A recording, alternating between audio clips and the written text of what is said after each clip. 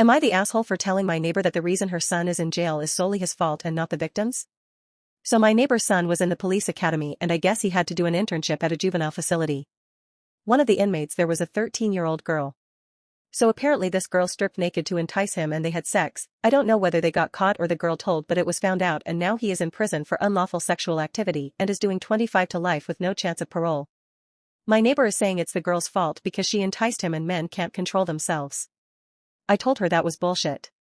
Men have control, he was the adult and it was his responsibility to tell her to put her clothes on and walk away. She got mad saying men can't control that.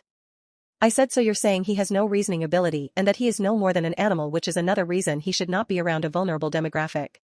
She called me an asshole and went back to her house in tears. I told her the only assholes in this scenario was her and her son.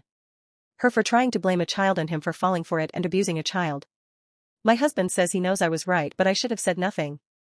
As a child who was abused and blamed for it by adults, I can't.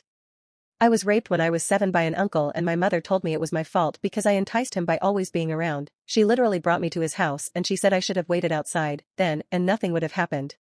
So when my neighbor said that, it triggered me. My husband hugged me and said he gets it and then apologized. But part of me wonders if I am an asshole for telling my neighbor the truth.